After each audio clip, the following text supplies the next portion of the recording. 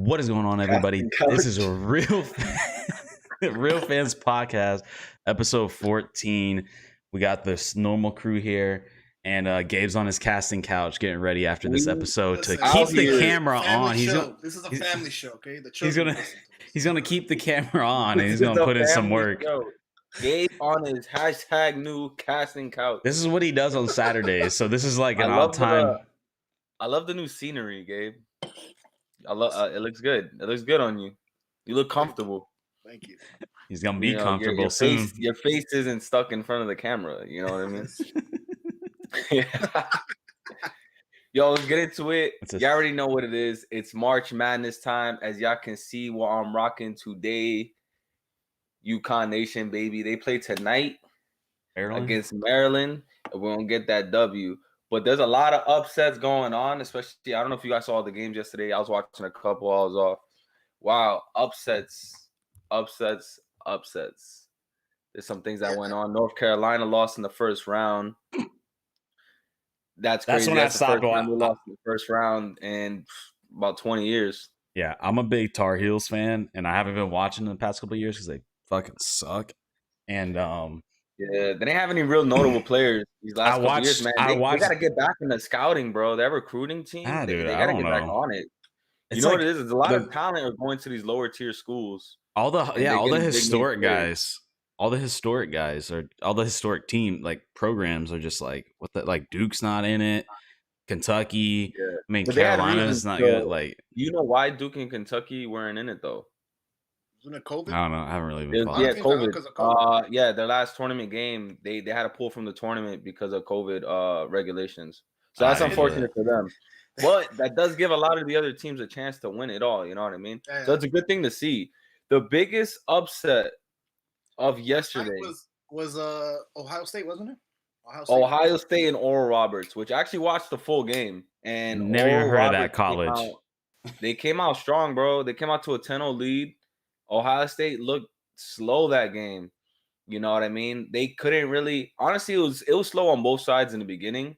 After that 10-0 run from Oral Roberts, they were going back and forth, but no one really like executed fully. Like it was just kind of sloppy in the beginning, and the game went into overtime, and that's when Oral Roberts took over, and Ohio State just looked stunned. Well, everyone was stunned.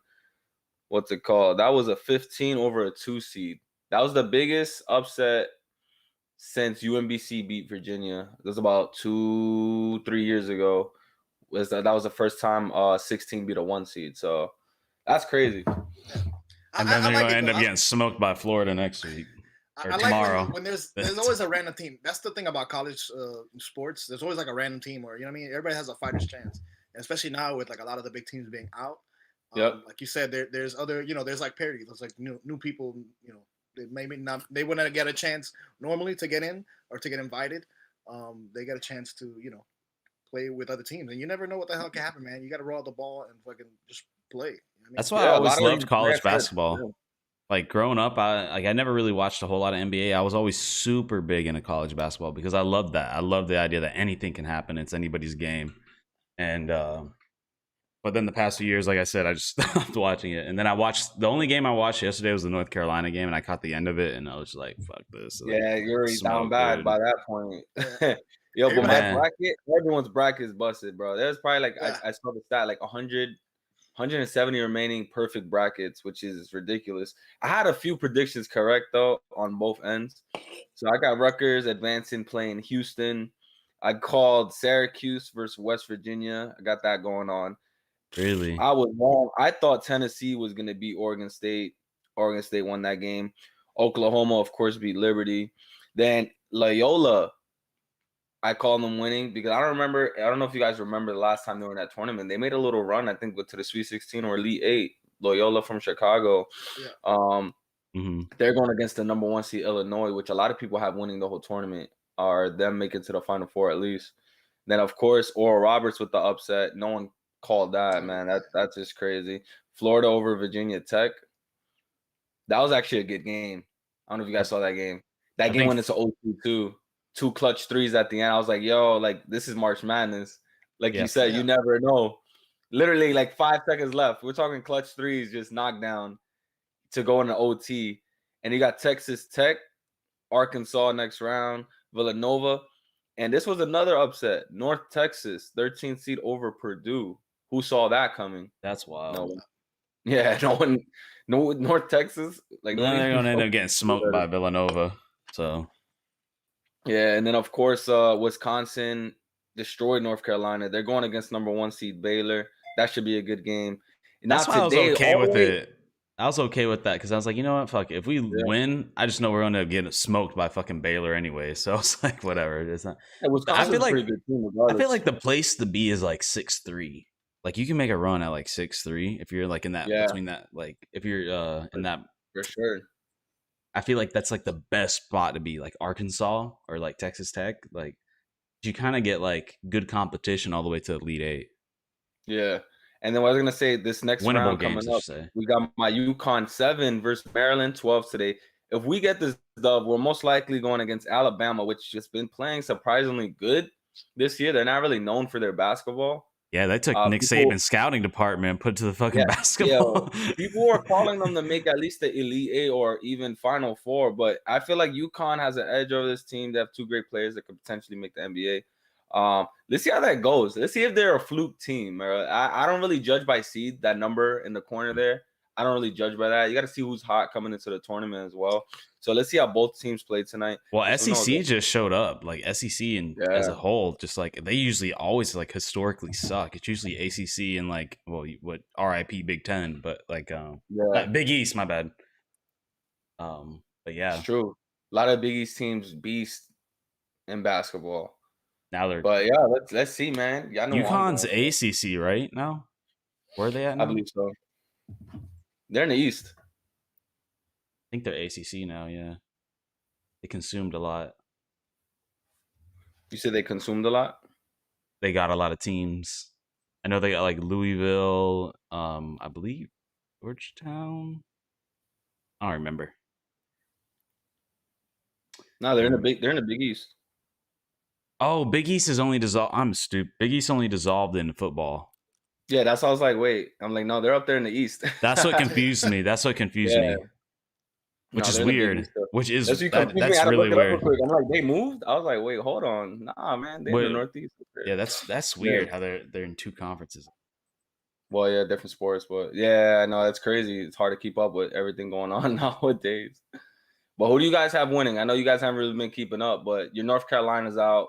I don't know if you know any other team you think you'll go for. If it's not UConn, my prediction is going to be Gonzaga. I was going to say Gonzaga's been, from what I understand, they've been unreal. My sleeper team, not really a sleeper team, but I like Michigan. Got Juwan Howard out there coaching. Okay. I saw that he got ejected. That's it. This man was going. I love that. I love it. I love the passion, man. I think the team I'm a root for though, like my little sleeper team, is Florida. I think they're in a good position to like. I mean, you're gonna place Oral Roberts, then you're gonna place the winner of Texas Tech and Arkansas, and then after that you got Baylor. I like that path. I really like that path, and I think they could do some work. I could see that. They can make a little run for it. Because honestly, I didn't watch any Baylor basketball, but just like complete ignorance, I just feel like they're not that great. I don't know. Like they're not like a powerhouse like Gonzaga. Like I can trust Gonzaga. Like yeah. And Michigan. What about you? What about you? I got Michigan. I'm going for Michigan just because of Juwan Michigan. Howard. Yeah, what's your sleeper team?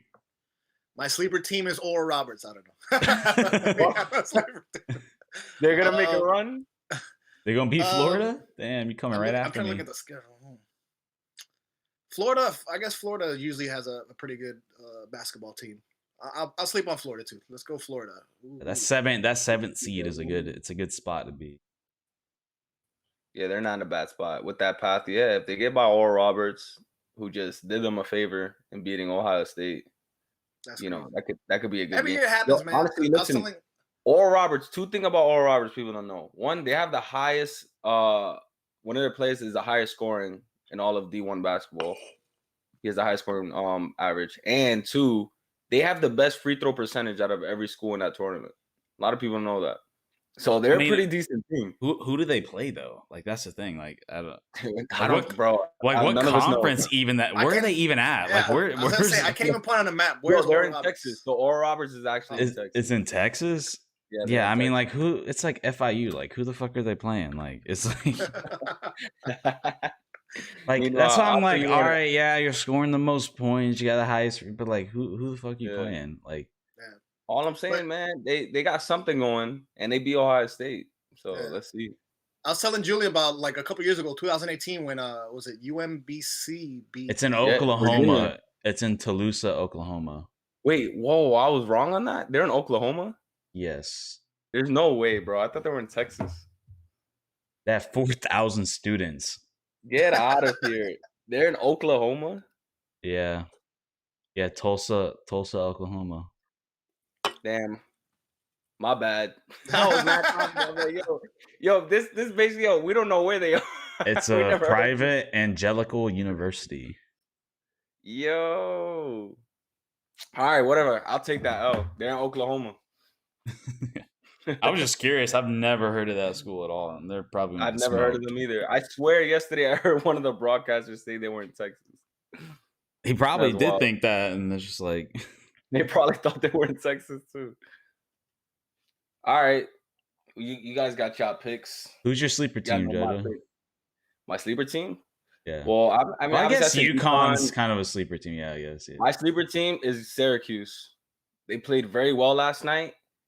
Boeheim, he made 7 3-pointers, 30 points. That man dropping buckets, boy. Look out for him. Syracuse, they're usually a pretty good team, man. They're pretty good. Yeah, Syracuse usually makes great runs. I'm trying to find them on. I think this could be their season to make it to the Elite Eight at least. They can make a little run over there. So I'm watching that side. Oh, okay. Bottom bracket, Syracuse can make a run. That's my sleeper team. Yeah, they could. Yeah, they could do it. They can make a little run. Playing West Virginia, which Houston's probably gonna win. Houston's kind of surprised team. I've never heard of them being that great at basketball. I feel like this past year, I don't know if it had to do with like COVID or what, but you're seeing a lot of like new teams that you're like, wow, like they're high ranking. Like when I saw Baylor, I'm like, what? Baylor's number 1? I was like, I was so shocked. As a 1 seed, yeah, I'm surprised as well too. I was like, you got teams like Rutgers advance, last round. They're usually good. I don't see St. John's in here this year, man. Then we got Oregon State, Oklahoma State. Oklahoma State could actually make a little run. They have one of the best players in college basketball right now on their team as well. Kansas, make a pretty good run. They're number 3. Man, if Syracuse could get by West Virginia, they could really do something. Yo, the biggest upset I'd say next round, if Loyola could beat Illinois. Say that again? If they could, Loyola. And the Battle of Chicago, the Battle of Illinois. Yo, say Loyola 5 times fast. Loyola. Go ahead, Gabe. Loyola. That's in I've actually seen that school. That school's in downtown, I'm pretty sure. Battle of Illinois. Chicago? Yeah, Battle of Illinois. And then if they make that upset over there, oh man. Yeah, it'd probably be pretty wild over there. That's probably Illinois right now. It's like FIU going against, I don't know, FSU Florida. or something. It's like we're the small. Yeah, man, I really like Florida. I feel like they can put in some. What we got going on in the NFL, Julian? What we got? All right, this past week is the biggest week. Well, one of the biggest weeks in the off season. Huge day. It's a time for opportunity and hope, and the chance to make it feel like you might do something next year. Gabe's Dolphins is one of those teams. Gabe, what is your biggest pickup? I see that you guys got a new starting quarterback in Jacoby Brissett, so that's nice. Looks like Tua's getting benched. No, he's not getting benched. Stop saying that. Don't put that evil on me, Ricky Bobby. Hey, Jacoby Brissett can put in some work, man. He's fine. Brian Flores has faith. So I think the biggest what we talked about last week, one of the biggest pickups they got was Will Fuller. We were talking about, who would you rather have, Will Fuller or Galladay? And I'm not upset with them signing a Fuller. Obviously, they're trying to get help. This is one of the areas I thought they needed the most is the skill, talent, and I think it's going to be a good pickup.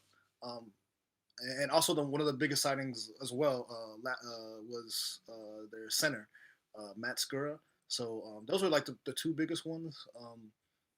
They also got help with Malcolm Brown at running back. So I think that's pretty good. Like there's also some acquisitions on defense. So I think they're on track. Like they picked up in some good spots. They padded, the linebacker and defensive position. And hopefully, I feel good about this. I feel good about getting Devonta Smith in the upcoming draft going forward. Yeah, and then you guys draft Justin Fields, and you got 3 quarterbacks. That's a deep quarterback room, man. Who do you play? That's a deep quarterback. Jacoby Brissett, Justin Fields. How do you feel about your man Fitzmagic? Oh yeah, he got traded. Yeah. I guess he got signed. Not traded. He got football team. Yeah. Football team. So that's fine. I mean, that just tells you, because there's a lot of turmoil. I guess going to the end of the season, right away, I think they lost that last game, and right away, right at the press conference, what's his name? Flores was like, "Oh, Tua's our guy." Like, regardless of how he was playing, like he's like, "Tua's our guy" until further notice. And I think you can tell that Fitzpatrick was kind of hurt by that, like, because he always got put in to kind of save the day whenever Tua got in trouble. So I kind of saw the writing on the wall, and it's fine. Like, you know what you get when you get Fitzpatrick. Like, he's a serviceable veteran. He played well with us. I'm not upset, but I just feel like, smallest violin. You got to move on, man. You got to move on. You got to move on. Tua, how do you feel about that? That Shaq Lawson trade? I was a little upset. I was kind of weird. So they traded. That was one of the trolls on Twitter, I guess. They're like, "Oh, the Houston and Miami have a deal," and everybody's thinking it's going to be fucking Watson.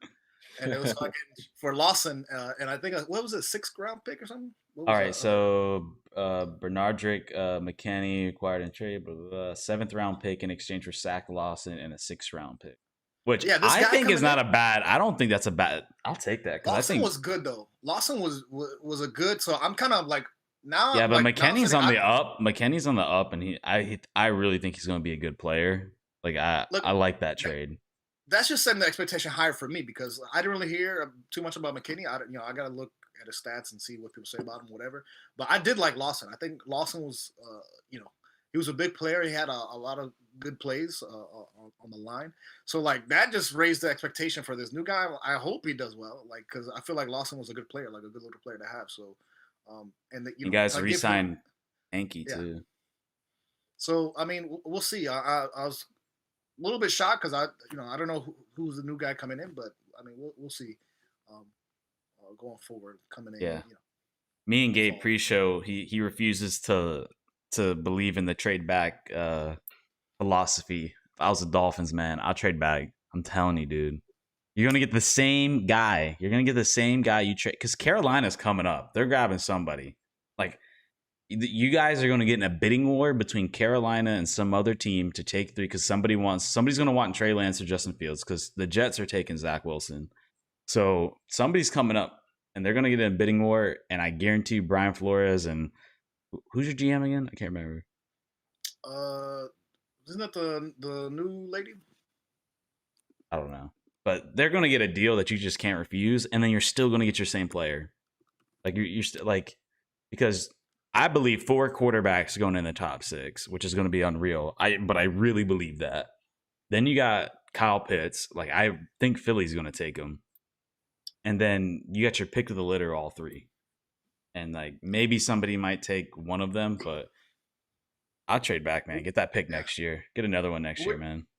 We were talking about earlier, JoJo, is like how, should the Dolphins trade? I was like, hell no. Like, get Devonta Smith or whatever. The only people who have leverage over the Dolphins. That guy's a beast, bro. Why wouldn't you get him?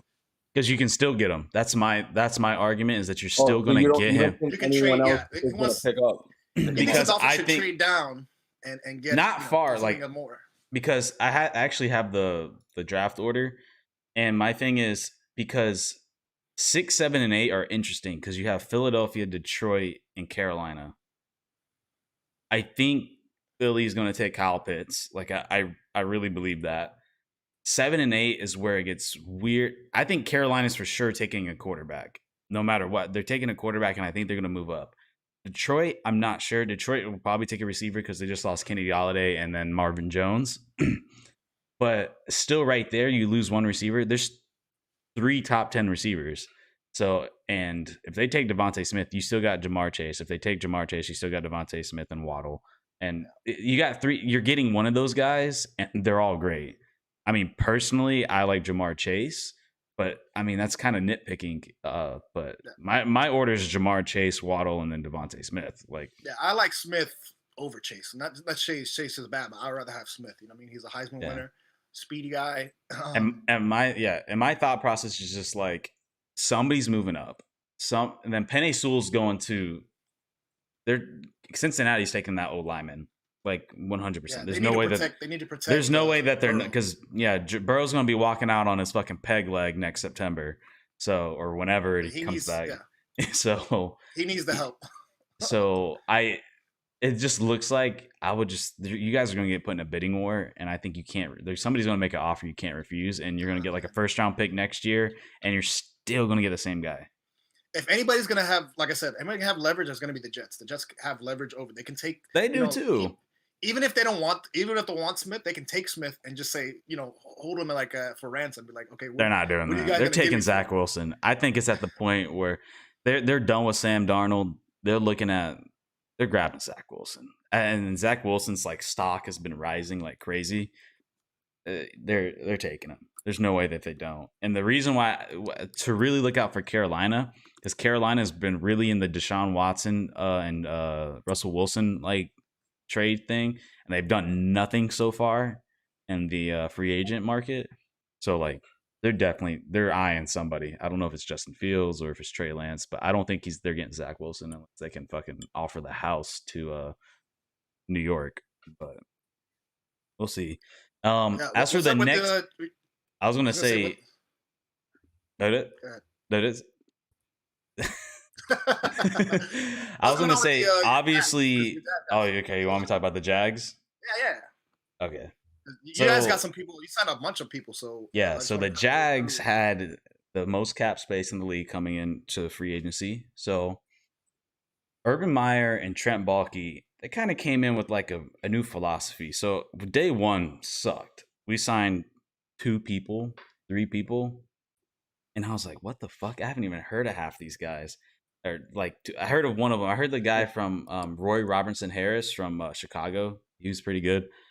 But Jamal Agnew, we signed day one, and I believe another special teamer. I was like, "What the fuck is this, man?" We got the most cap space, and like, why are we like going out there and doing that? But one thing I've kind of thought about is the past like 10 years, we've always like balled out and got the highest player. We've always got like the highest rated player, gave him a ridiculous contract, overpaid, and we've done that for years. And it's never worked out. They either don't last long or they don't end up doing well, or our best free agent signing was Calais Campbell like a few years ago. But other than that, it was like, and we had AJ Bouye, couple of, I guess Malik Jackson wasn't bad either, and we gave him a shit ton of money.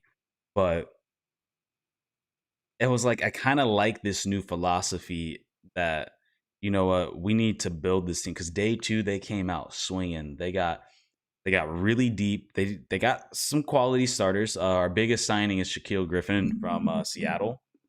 It's the corner. Dude's a monster. He's a ball hawk. I like him a lot. I watched some of his highlights and stuff after we signed him, and I've heard of his name. I didn't know how good he was, but then watching the film, I'm like, wow, this he's a monster. He's a serious ball hog. And then same thing with Rashawn Jenkins from the Chargers. Really good safety. Really shown up. He started out as special teamers, and now he was a starter in this final season. So really good. We got really good at. I feel like our D-back room is good. We re-signed one of our top corners, Sidney Jones. He showed a lot of promise last year, so we re-signed him. We re-signed one of our former veterans. So our cornerback room's looking good. We got our first round draft pick last year, CJ Henderson on one side, and now we're gonna have Shaquille Griffin on the other side. So we're looking really good, and we pretty much just mimicked what we did a few years ago with Jalen Ramsey and AJ Bouye, where we drafted Jalen Ramsey. Next year's going into his second year, and then going into his second year, we signed AJ Bouye on the other side of him. So looks like we're mimicking that same thing. So feeling good about that. And then we got our safety. We're feeling good with the corners, and then they went all out on the D line because our interior line sucked. It was awful. It was one of the worst in the league. We couldn't stop the run. So we signed Tyson Alualu, which is coming back home. He's coming back home to Duval. He's the only Jaguar player to wear all three helmets, or going to be the only Jaguar player to wear all three helmets, because we've only had three helmets. Because he was drafted 10th overall in 2010. That was right before we changed the logo. So get the statue ready. He's coming back, and I didn't. Yeah, pride of the Jaguars, man. So, but he's always been good. And then he left to go to Pittsburgh, and he balled out in Pittsburgh. He's a little bit older now. I believe he's 30. He's on the other side of 30.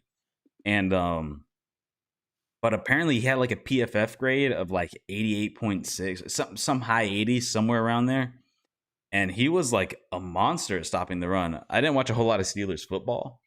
But obviously their defense was really good last year. But then after I kind of like sat back after we re-signed him and looked at some of the things and looked at his PFF grading, I'm like, wow, he actually like balled out. Then we re-signed Dawuane Smoot, which was a really good deal. He's a really good pass rushing rotational guy. And Jihad Ward from what's it called? Baltimore. Then we traded Malcolm Brown. We traded for Malcolm Brown from the New Orleans Saints, with I believe was a 5th round pick. I don't think they've discussed it yet, but I want to say that there's rumors that it might have been a 5th round pick, which was a good pickup. And then we also signed Roy Robinson Harris, which was actually our first signing from Chicago. So we got a good rotation of guys, and then we already have a rookie last year, and he's going to come into his second year from Ohio State, that Devon Hamilton, who showed out really well last year in his rookie season. So I feel really good. Our defensive line went from our worst position group to now like probably our best now. Like we got 5 signings on the defensive line. I would have liked to seen another pass rusher because I think we need some more depth.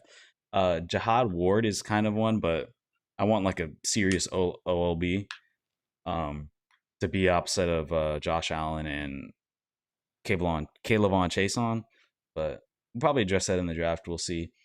And then for wide receiver, for our offense, we re-signed our rotational offensive lineman that we've had. He's a super reliable guy. Anytime there's an injury, he comes in and he always does his job. I love this guy, Tyler Shatley. Franchise tag Cam Robinson. And then we signed Marvin Jones, which to me is our most underrated pick and such a value pick. 2 years, $7 million. I think 6 guaranteed. Such a good value pick. This guy's coming off of a 987-yard receiving and 9 touchdown season. This guy's a touchdown monster. And a lot of people believe that he was the reason why Kenny Golladay was able to like really shine. It was because you had a guy like Marvin Jones. So now we're going to have, and we also signed Philip Dorsett, which we'll see what he does. A good 1 year cheap deal. We'll see what he does. He's coming off an injury from New England. He's a fast guy, so we'll see what he can do. I like Philip Dorsett. He's a young guy, so I kind of follow his college career, and he's a pretty good college player. He's speed, and that was one thing Urban Meyer preachers we need speed, which we do. We need speed. We need a guy who could take you over the edge. So having Marvin Jones, having Philip Dorsett, that would be good. And now we got DJ Chark already on the roster. We got Laviska Shenault. So our receiver group is looking good. We got 3 You're gonna need that help, man. Listen, you're gonna give your quarterback all the help he needs. Yeah, because we got Trevor Lawrence coming to town. Take it from me. You need all the help you can get. Yeah, I don't want a Joey Burrow situation. I don't want a Tua situation. I want a Justin Herbert situation where we got a good O-line around him, great weapons, put him in a position to succeed. And I like our weapons. I really do. I think DJ Chark he can easily be 1,000-yard receiver. Marvin Jones has proved that he could be 1,000. They both have proved they could be 1,000-yard receivers. Laviska Shenault's coming off his great rookie year, so he's going to be really good. We got James Robinson, our running back, who was fourth in total yards in this past season and third in rushing. So,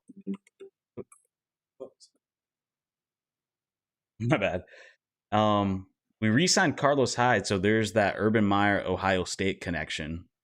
So that's coming back. You getting phone calls? I just got a phone call from scammers. My mom keeps on calling me. Should text her. Let me just turn that. But down. Yeah, man, I think it's looking up for Jacksonville, man. So the question is, Super Bowl? I think we could push for a playoff spot. I really think I don't say we're gonna make the playoffs, but I think we could push for one.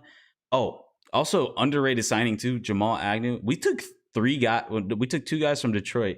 So Jamal Agnew is actually, I didn't know this, but apparently he's been like one of the top punt returners in the league. And they were saying that he had 20 teams reaching out to him to get him.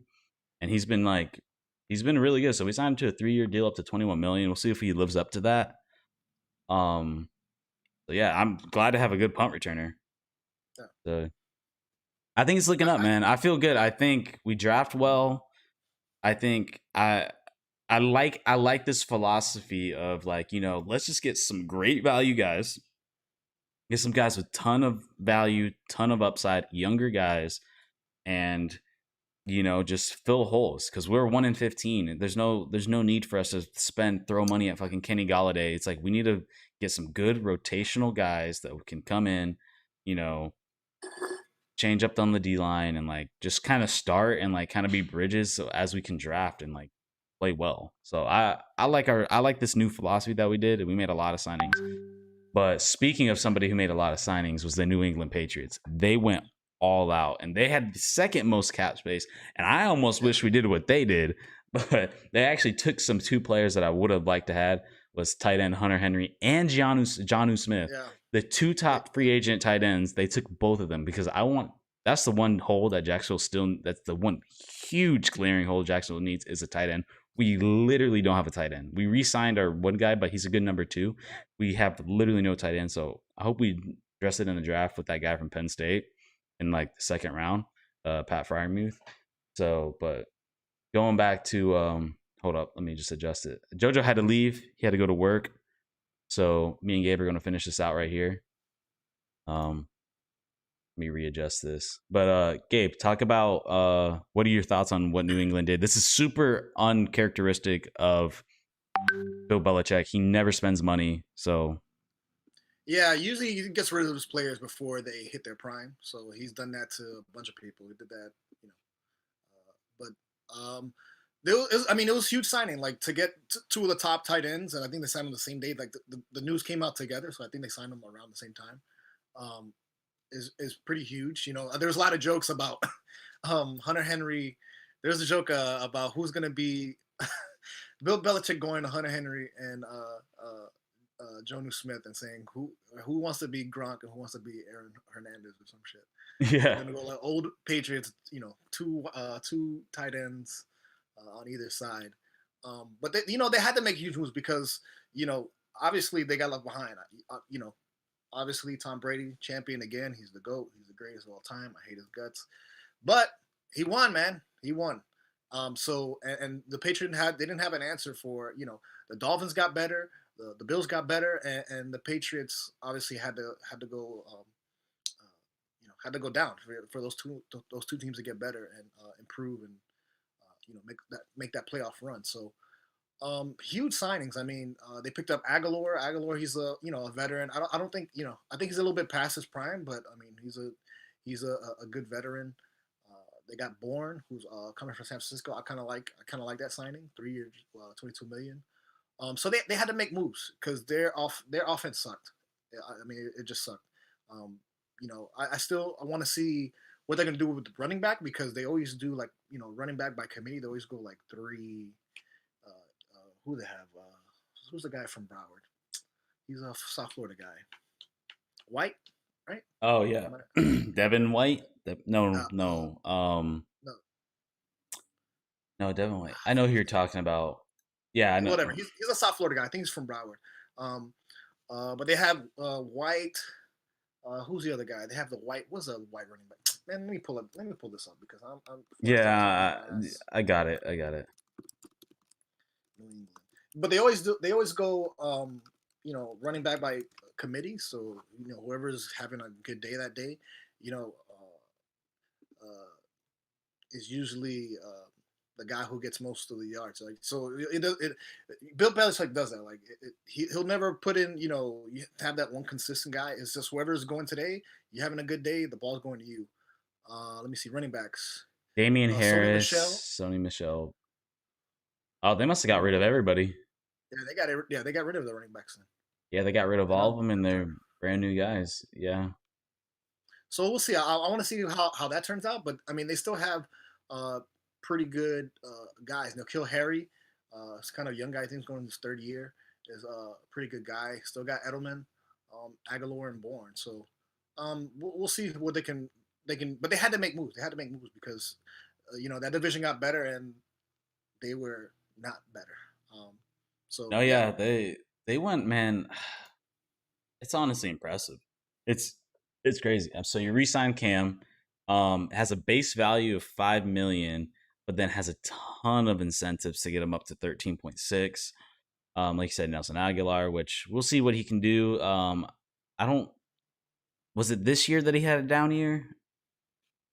He's been kind of up and down. I think he had a down. You're bringing in both tight ends, which is absurd. I don't recall the last time I've seen that, which is it's kind of crazy.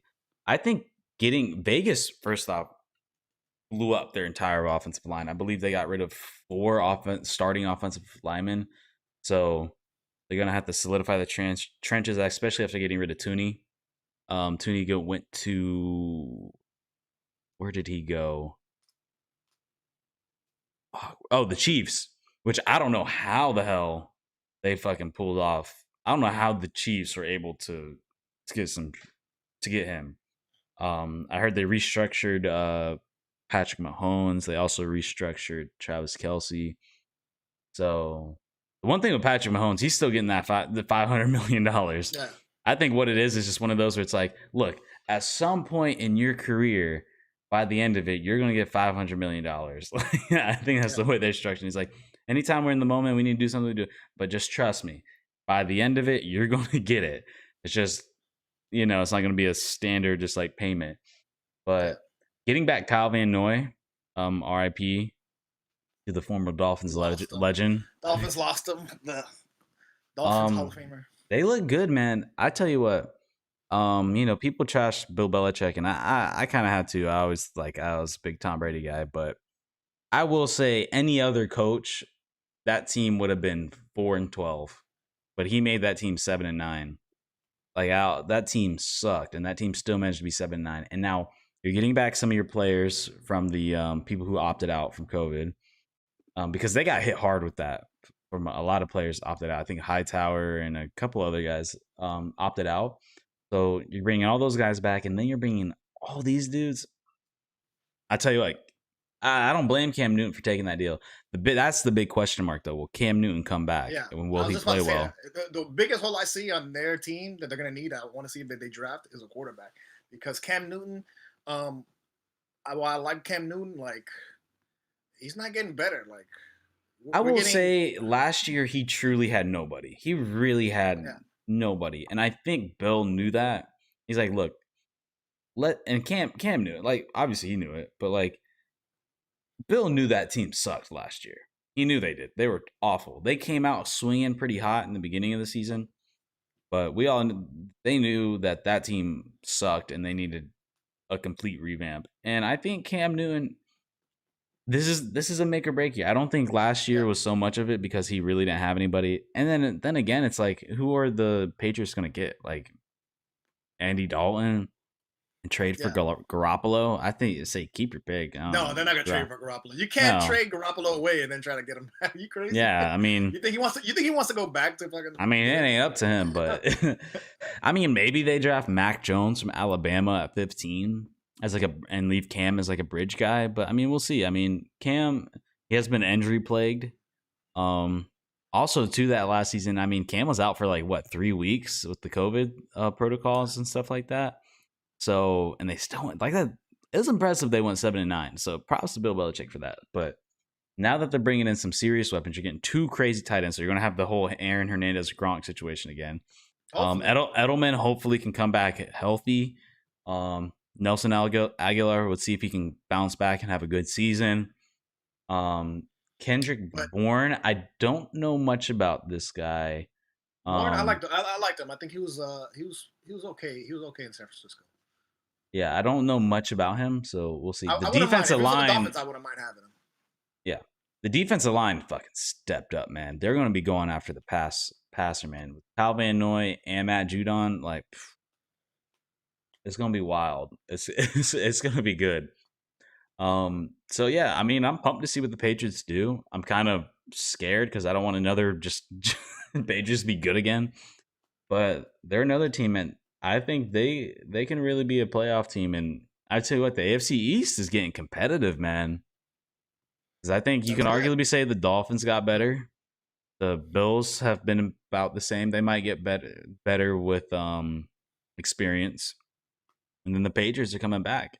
And then the Jets are probably going to get Zach Wilson. So and all it's going to be competitive, man. Tom Brady had to leave, and then everybody got better. How would you feel with another, or what would it be, 10-7 or 11-6 season and still not make the playoffs? I'll be fine. Listen, and you still don't make the playoffs? I'd be tight, bro. I mean, that's kind of crazy. 10 games didn't make the playoffs. But it's understandable because, I mean, AFC's tough, dude. I don't remember the last time I've seen AFC or NFC be so ridiculously competitive. I mean, when was the last time you saw a 10-6 team not make the playoffs? Like, we had three. They had 3. Was it the Cleveland, the Ravens, and the Steelers? Yeah, and I mean, we'll see, dude. And then I think more teams are going to be adding to that role. I mean, we'll see with Indianapolis, and we'll see with Tennessee. I think those are going to be your 2 teams that are like, let's see. But I think they're still going to be good, and they're going to be pushing for. One of those is going to get into the division. But we'll see with that. And then, but think the Chargers are probably on the come up. You're getting a new coach. They were 7-9, but they blew how many leads? Like the Chargers could have easily been an 11 or 10 win team. Like, think about it. They blew the Kansas City game. They blew the Broncos game. There was like 4 games where they lost. They just completely blew their lead. It could have been like, I think the Chargers easily could have been a 10-win team. So that's another team to look out for. Then you have, I genuinely believe the Jags can push for a spot next year. As long as, I genuinely believe that. The Browns are going to be coming back. I don't think Cincinnati's there yet. I'm trying to think who else is in that division or in the conference.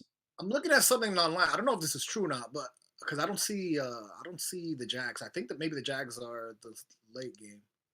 I don't know. Because what are you talking about? They're gonna play the Jags in Jacksonville, right? Oh, the Dolphins? Yeah, there's no schedule out yet. Okay, all right. So what I'm looking at is not. Yeah, I'm pretty sure because when the schedule comes out, because they start doing all those things like predicting the promo win loss, and then you start seeing like the power rankings, the betting and everything. So yeah, man, the AFC is just getting tough. It's getting real tough. So we'll see with that. So I'm really interested. So that's enough for the Patriots. I'm tired of hearing from them. So let's go with this. Dalton to the Bears. How do you feel? Do you think the Bears can come back to the playoffs now that they got MVP Mitch out of there? Like, Mitch out of there. The defense has stayed intact, other than the Roy Roberts Harrison we picked up. But yeah, what do you think of that? I thought it was kind of funny because obviously there is a lot of rumors about that Russell Wilson. Seattle they might trade Russell Wilson. But I think it came out definitively, obviously, a couple of days ago that they have no interest in trading Russell Wilson. So Russell Wilson will stay on the team for now because I think he's getting near the end of his contract. So it's like might trade him to another team and get some stuff for him. Yeah, Seattle's not. But so it's kind of the that was kind of like the running meme. I saw a meme. It was it was like a Wheel of Fortune, and it had like a couple letters, and it said like, "Oh, I would like to solve," and it said Russ Wilson, and then it had man, I gotta show you this fucking meme. But yeah, I mean, it's fine. Like Andy Dalton is like, whatever. I think shout out to the Red Rocket, because I really think with what he had to deal with last year, I think he did decent. I think he's definitely better than Nick Foles and Mitchell Trubisky.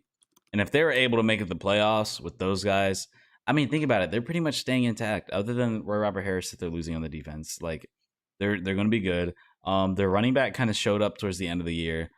Getting Allen Robinson back on a franchise tag.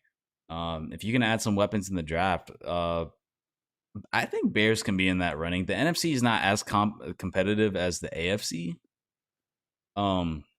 The lower end portion, like the wild card portion, obviously the top end portion is going to be tough because you got the Bucks, the Rams, the Packers, and I mean, we'll see what New Orleans does.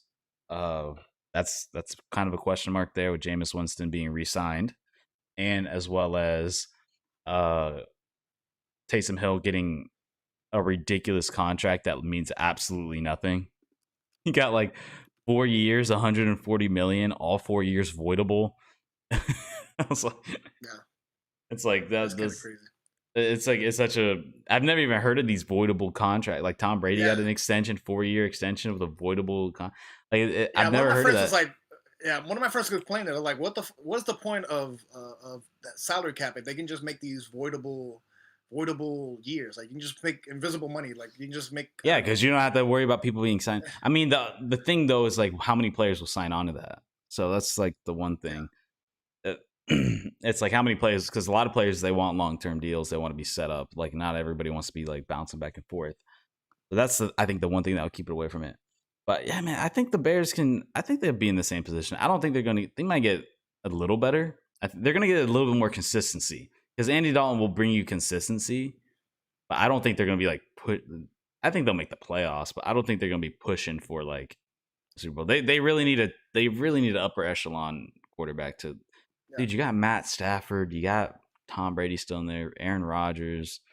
I was gonna say Aaron Rodgers is still king of that division. So, like you gotta step it up, and I mean, it looks like Minnesota made some moves, so their Kirk Cousins might bring him back. Like, I don't know, it looks definitely like just like a filler year just to see what happens. But yeah, but moving on to the Bucks kept everybody. I don't know how the fuck they did it, but they kept everybody. They franchise tagged Godwin. They re-signed Shaq Barrett. They re-signed Levante David. Who else did they bring in? I don't remember. But they kept everybody. The only one that we'll see if they come back is Leonard Fournette. Leonard Fournette's the only one where it's a little bit of a question mark. But yeah, man, they're able to keep it together. Will they run it back?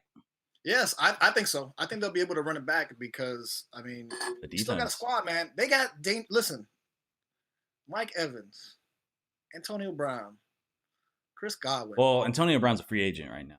Oh, I mean, he'll probably sign. What team is he going to? What team? Gronk came back. Back. So you're keeping all those guys, man. You're keeping all those guys. Like, you got Ronald Jones still. Like I said, I think Fournette's gone. But you can get another Fournette, and Ronald Jones has shown that he can be a good running back. Hopefully he gets healthy, And I think instead of having another Fournette, get a pass catching running back. Get a fast guy, and you can get that in the draft. I think you can replace that with the draft and get a solid, serviceable guy. Yeah, I think they'll still contend. Like, they still got a good team. They kept everybody, man. They still got Tom Brady. They're gonna, you know what I mean? They're gonna be the top dogs. I mean, as long as he's ingesting TB12, that man still got it. As long as his TB12 supplements are kicking in overdrive, that man still got it. But it's I think it's kind of upsetting to see. Like, it seems like the Packers, I mean, other than Aaron Jones, like, they didn't get better. Like, they didn't add anybody. I mean, we'll see in the draft, because the receiver position is deep this year. I mean, it's been deep like the past 3 years because just the way the league's going and college just being such a pass heavy system. But hopefully they don't draft fucking Kyle Trask or some shit. Like, get another QB. So that was the one thing I was a little upset to see. Is like I would have liked to see Green Bay like add to that, really put in some weapons, like get a Galladay or get a Will Fuller, get a Juju Smith. Juju Smith resigned. That was last night, which is shocking. I really did not expect that. I really and he turned down offers. He turned down better offers. Yeah. I think the one I heard was the Ravens that he turned down the Ravens and the Chiefs, and he turned down the Chiefs too. That would have been crazy. He turned down the Chiefs. Yeah, he turned down Ben Roethlisberger. He turned down the Chiefs, bro, for more money. He had a 9-year Chiefs option. All three were 1 year, $9 million. No, I mean, Pittsburgh was 1 year, $8 million. It was a team friendly deal. Baltimore was offering him $8 million plus incentives, I believe, and then the Chiefs were offering him 1 year, $9 million. So my guess is maybe he just didn't want to. I'm really surprised with the Chiefs. Like, how do you not go there? Like, because let's be real, Juju Smith is a number 2 receiver. He is not a number 1 guy. Like his best season. I'm sorry, you don't have Hunt, but you have what's this guy? Tyreek Hill. Yeah. Chuck Kelsey. Guys, Mecole Hardman. Sammy Watkins. You got speedy guys on that team, and to have Juju Smith is just another weapon. You know what I mean? It's just another. Yeah, but like, I mean, you saw it this past year and the year before last. Like when Antonio Brown left, he wasn't the same guy. I mean, that in second season, I mean, he had, I believe, 114 catches with 1,400 yards. But then after that, he just. But then after that, he just kind of fell. But then after it kind of fell down. Yeah, this past season he kind of bounced back. I mean, he had 900 or 800 yards. He was close to 1,000, but yeah, I mean, he's a number 2 guy. He just is. He's not a guy that, you can trust to just put on number 1 and do this. So that's why I thought, like, man, like, Kansas City would have been perfect. Like that's the type of situation he would thrive in, is where he has somebody else like an Antonio Brown to take the load off of him. And Baltimore, he would have been the number 1 guy, and I kind of see maybe staying with your Steelers and ride him out with that versus going to Baltimore. The Baltimore Ravens have nobody. I mean, they had to bring back fucking Dez Bryant from the dead to come in and fucking play. Let me see. How many years did he resign for? 1. All 3 were 1 year. So also my guess too with Juju is that he's just like, you know what, I'm gonna stay here in Pittsburgh, do a 1 year deal, and he's gonna try free agency next year. I think he's gonna try it next year when the cap goes up, once people start getting attendance again. NFL just signed a new TV deal, so with ESPN, hopefully he doesn't get hurt. Hopefully. He cannot. I mean, it's a risk. It's a risk. Yeah. So if he can come back next year, I understand his thought process with it. Same thing with Will Fuller. I understand the 1 year deal. I understand both sides of the Dolphins and Will Fuller. It's like, Will Fuller, like, can you trust him to stay healthy? He's got a suspension. Let's see what he does, and then if he does well, sign him to a big contract. This is like a prove it year. Will Fuller. Same thing with Juju. It's like, we'll see what he does. See if he plays. If he can bounce back, he can come back. The salary cap's going to shoot up. You can probably go meet other teams out there. They're probably going to give you a big deal because people are going to have their fans back. They just signed the new TV deal, so salary cap's going up. Yeah. So to me, that's why you saw a ton of 1 year deals too. I really think a lot of that was like, look, 1 year, let's test the market next year. Let's see what happens. Yeah. Because of everything. To go back to fucking Ben Roethlisberger, it was already kind of wishy-washy. Like I said, I thought 3 years restructured, bro. He restructured. I thought he was gonna retire like 3 years ago when I think it was right before he hurt his elbow. Before he had like his elbow surgery or whatever, and I was like, man, this guy's done for. And then he came back, you know what I mean? And I can't believe he turned down the Chiefs. I really that I can see turning down Baltimore. I can see Baltimore because, like, do you trust Lamar Jackson? You really don't have any weapons. You're gonna be a number 1 guy. I mean, yeah, they got Mark Andrews and what's the other guy? Marquise Brown? Is that him? Or I'm thinking of somebody else. I don't remember. They got a good number 2 over there in Baltimore, but not a true number 1. They had to bring back, like I said, Des Bryant from the dead to play. So that would have been nice, but I see why he turned that down. It's like, well, if you had to pick between Baltimore and Pittsburgh, you stay in Pittsburgh, I think, just somewhere where you're comfortable and you know the system and everything. And you've thrived in that system, so stay there. But man, to turn down the Chiefs, I'm surprised the Chiefs are even able to offer him. Like, that's your chance at a ring. I don't think Steelers are going to be pushing for a ring, man. They need a running back. They need help, man. They need weapons. The defense is unreal. Coming back. I want to see what they draft because I mean, they lost for Ben Roethlisberger. Yeah, I mean, unless maybe they get a late round quarterback. Bring in somebody like, I don't think they'll do the first round, but maybe like bring in like second round, bring in like a Kyle Trask from Florida. Same guy, big body guy, can throw it. Like he was a Heisman runner. I don't know if you watched any Kyle Trask out of Florida. I mean, that could be something. But yeah, I mean, Pittsburgh, they got to be looking at the future. Why not draft somebody now? Ben Roethlisberger. That's a strong, like I said, that's a strong division. Like, there's 3 teams from that division in the playoffs. With young guys. Young guys. Lamar Jackson, Baker Mayfield, Joey Burrow's turning up. Like, you need to start planning for the future, bro. You need to start planning for the future. So but we shall see. Then 40 days, right? 40 days. 40 days till draft day. I actually have it up right here. There's a ticker. There's a ticker at the top of the website I went to. I think. Yeah, I'm on Tankathon. 40 days. Yeah. All right, so now we have Trent Williams gets the biggest contract ever by offensive lineman. Which he deserves. I think. Never got a huge payday. Huge payday. He's as advertised. Like I said, he's one of the top. I would have loved to have him with the Dolphins. But I wish the Jags got after him instead of franchising fucking Cam Robinson. That's what. And we were in the running. Like, a lot of people thought, like, all right, there's a good chance he might go to Jacksonville. But yeah, I mean, he balled out in Washington for all those years. I believe he took like kind of like a team friendly deal, and then he eventually got traded to San Francisco. But shout out to him. He played the long game. He's 31, so he is on the older side, but he still got some years left. But I believe I think it was 6 years, 140 million or something like that. He got a lot of money, and the biggest contract ever by offensive lineman, and well deserved, because no one has been more dominant than he has at the left tackle position. Like, he has been unreal. He's been consistent, wildly consistent. And you know what? Get your biggest contract. And I think 49ers are a Super Bowl contender. That's another team in the NFC I forgot to mention. I think 49ers are legit. I think. Really? Wow. I mean, dude, the only reason why they weren't last year was because it was just hurt. Injuries. Hurt, COVID. Your big question mark is quarterback. I mean, that's your big thing. Like, imagine if they got Deshaun Watson. Like I said, you got Deebo Samuel, you got George Kittle.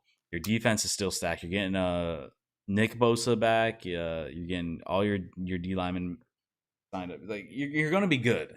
You're going to be good, and I think 49ers could be contender as long as Jimmy Garoppolo can at least play half decent, because it looks like they're stuck with them this year unless they draft somebody, which I don't see happening with the position that they're at now in the draft. Unless they really reach for somebody or they move up. I think they're stuck with Garoppolo for right now. Or they trade. I don't know. But looks like I think they can make a move. And shout out to Trent Williams. I think that was well deserved. Yeah, good. I mean, good for him. I don't know if that makes the obviously that makes the 49ers good. I don't know if that makes them contenders just for that one acquisition. I think they're a playoff team. The Rams and the Cardinals. I think the Cardinals are going to get better, and I think the Rams are going to. The Rams are stacked. 49ers are the same team that they were that Super Bowl team. So yeah, they didn't get better, but they're the same exact team, the same team. And I think if they can just get half decent quarterback play, and the defense can still play like they did, like, they're still a dangerous team. Because I think Seattle's going to fall off. I mean, they really didn't. Seattle's going to fall. They lost. Their defense already sucked, and they already lost Shaquille Griffin to the Jags. And it's like they've done nothing. They've done nothing on the O-line. I can see why Russell Wilson's. I mean, Granted, when you have Russell Wilson, DJ Metcalf, and Tyler Lockett, anything's possible. But you have no running back. You have no defense. Your O-line sucks. Like, I don't think they're going to be that great. They might squeeze into the playoffs just by Russell Wilson and working with Metcalf and Lockett, but they're just not a good team. It's crazy to think because they won 12 games. They won 12-4 last year. So, I mean, I think they had to score a shit ton of points. I don't know. Yeah, I'm looking at their net points. They had a net points of 88, so plus 88. Like, dude, they're not better. They're not better than the Rams. The Rams are coming in as a favorite. Like, Rams kept everybody, except for, like, you know, small guys that they didn't really care so much about. They lost Josh Johnson and Everett in free agency. John Johnson, he went to Cleveland, and then they lost Everett, which I forgot where he went. I think he went to New York Giants. But the Rams are legit. I mean, they're the only team I think I'm looking at. Now you got Matt Stafford. Under 300 points they allowed. You made it to a divisional round, and now you number one defense, and now you actually have a half decent quarterback. No. You have a great quarterback. Matt Stafford is one of the most underrated quarterbacks in the league. Like, he is so freaking good, and he's just always had a shit team. Man, the Rams are going to be really fun to watch, man. They're going to take that. I think it's going to be the Rams here this year. I think the Rams might take the division. I think Cardinals and the 49ers can push, though. I think Cardinals make the playoffs. I think they make the playoffs. It was a fluke they didn't make it this year because they choked.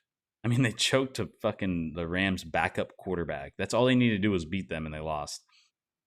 But I really think 49ers can come back, man. As long as Garoppolo can play at least as good as he did, which isn't even saying much, but at least as good as he did on that Super Bowl run, they can do something. They can do something. So this leads to the final topic, Gabe. What did you think was the most interesting signing that you're intrigued to see how it pans out the most, outside of your Dolphins? Outside of my Dolphins, the ones I was looking forward to, I would say, is the Trent Williams. Him signing, I want to see where he was going to go, but obviously he resigned with his team, and well deserved. The most surprised I am. I mean, I'm probably surprised at Juju Smith, the Juju signing too. I was like, last night. Crazy. I was set on one. And I think I'm gonna stick with it because you just said Juju. But like when I saw that Juju Smith one, I'm like, what? Like, wow. I mean, he shit talked the Steelers. He said he wants to go to big market, and he came back, and then he turned down better offers. He turned down the Chiefs. Like that. That's shocking, man. Like I said, because you have Patrick Mahomes, man. You go with Patrick Mahomes, man. That guy's gonna extend your career. He's gonna make you look good. He'll make anybody look good. Yeah, that's shocking. For me, not shocking, but very interesting, and I'm really curious how it's gonna turn out. It's Fitzpatrick at Washington. Because remember they re-signed Heineke to a pretty good deal for a guy who played one game in the playoffs and actually played really well against the Bucs with no help and was getting fucking charged. Heineke played his fucking ass off. And then you're having Fitzpatrick come in. So that's a really interesting situation.